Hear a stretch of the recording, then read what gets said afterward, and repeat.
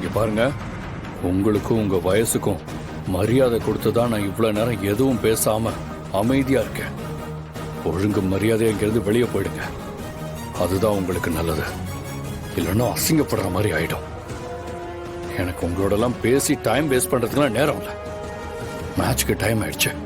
இப்படி வழியை மறிச்சிட்டு நிக்காம கொஞ்சம் ஓரமா நிக்கிறீங்களா? ஒரு நிமிஷம். பேசுறதெல்லாம் நல்லா தான் இருக்கு.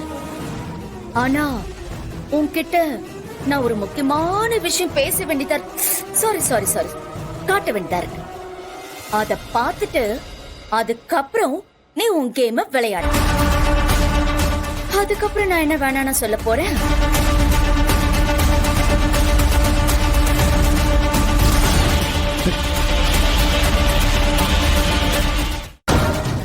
பாரதி, இவங்க கிட்ட எப்படி மாட்டீங்க? என்ன பண்ணிட்டு இருக்க பவானி? இது கொஞ்சம் கூட சரியில்லை.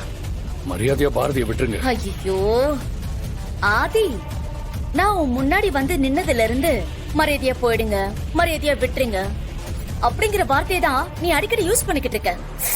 அப்பா கேட்டாலே ரொம்ப இரிட்டேட்டிங்கா இருக்கு. உனக்கு என்ன வேணும்? எதுக்காக பாரதியை கடத்தி வச்சிருக்க? பாரதியை விட்டுரு. உனக்கு என்ன? இப்போ பாரதியை நாங்க விட்டுண்டோம், அவ்வளவுதானே? நீ சொல்லி நான் கேட்காம இருப்பனா? அதே விட்டுட்டா போச்சு.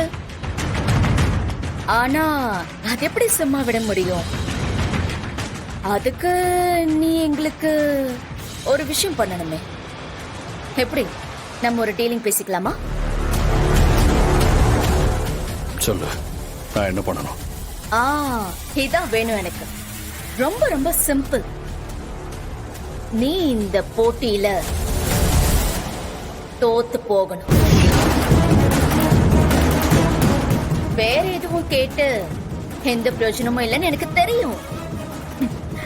ஏன்னா உன்கிட்ட தான் இப்ப எதுவுமே இல்லையே. என்ன பிளாக்மெயில் பண்றீங்களா? இப்படி எல்லாம் நடந்துக்கிறதுக்கு உங்களுக்கு கேவலமா இல்ல? இந்த மாதிரி எல்லாம் பண்ணி என் கோவத்தை அதிகப்படுத்தாதீங்க. அப்புறம் என்ன நடக்கும்னு எனக்கே தெரியாது. ஆனா எனக்கு தெரியுமே ஆதி. வேண்டாம் பவானி, நீ பண்றது சரியில்லை. உனக்கும் நல்லதுல சொல்லிட்டேன். அதேதான் நானும் உனக்கு சொல்றேன். இப்ப நான் சொல்றதை கேட்டு நீ நடந்துக்கிட்டாதான் உனக்கு நல்லது. இல்லன்னா அதோட பின் விளைவுகள் ரொம்ப ரொம்ப மோசமா இருக்கும்.